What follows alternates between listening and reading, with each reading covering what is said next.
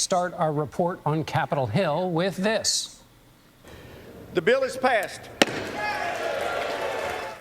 As you just heard, the House of Representatives has voted to pass a bill that will suspend the debt limit and avoid a catastrophic default. It now heads to the Senate. In addition to suspending the debt ceiling through 2025, the bill would temporarily cap federal spending, rescind unspent COVID funds, and cut money from the IRS. The vote was a major test for House Speaker Kevin McCarthy. But when all the votes were tallied, it was 314 to 117, a wider margin of victory than many had expected, and on which the House Speaker relied on more Democrats to vote for the bill than members of his own party. I spoke with congressional correspondent Scott MacFarlane as the final votes were coming in. What do you make of what happened, Scott? Margin is larger than people expected. Let's put it clearly and plainly. This is a blowout victory for this bill. And it really does, John, raise the pressure on the Senate to be done with this quickly as well. And you have almost an equal number of Democrats and Republicans, well into the triple digits. It communicates something in what is often the more fractured and divisive of the two chambers. It tells the upper chamber, when you take this up tomorrow, look at the margins here in the always vitriolic and always divisive House. I spoke with Senator Rand Paul of Kentucky, who told us earlier this evening that he's not going to employ the many parliamentary procedures at his disposal to delay or forestall this vote. He wants an amendment. He wants a series of amendments. He wants to be done quickly. Doesn't see pushing this up against the Monday default deadline. There's a message being sent through this House vote, intentionally or unintentionally, about the size and importance of this matter and the general sense of this compromise.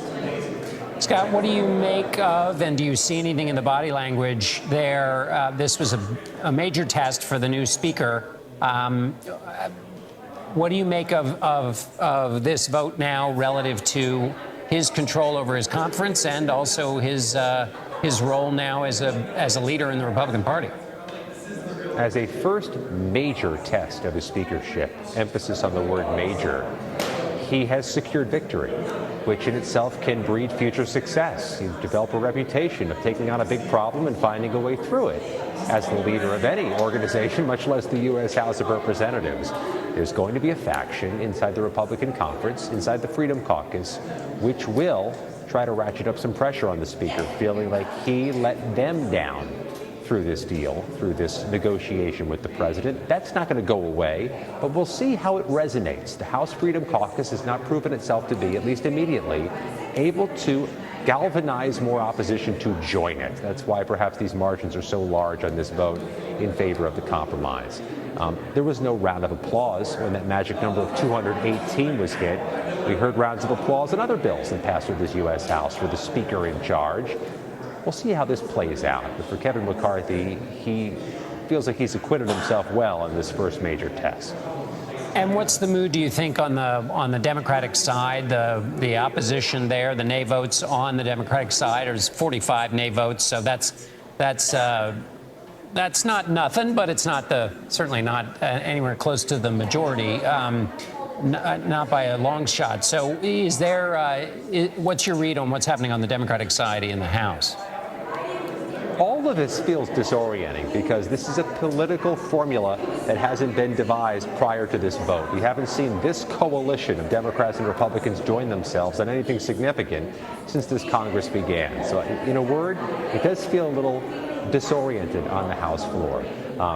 You don't see Democrats running over to exchange hugs or handshakes with Republicans at this moment, but they really have joined forces at this unique moment with the threat of default just 5 days away. And have you put your finger on it there, Scott, which is that the threat of default is what got nothing concentrates the mind like collapsing the entire global economy.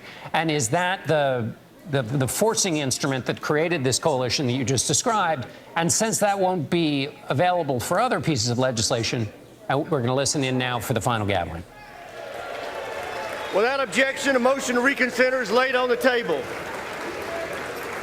Pursuant to Clause 8 of Rule 20, the unfinished business is the vote on the motion of the gentlewoman from Missouri, Ms. Wagner, to suspend the rules and pass H.R. 2797 as amended, on which the yeas and nays are ordered. The clerk will report the title. H.R. 2797, a bill to amend the Securities Act of 1933 to require certification examinations for accredited investors and for other purposes. The question is, will the House suspend the rules and pass the bill as amended?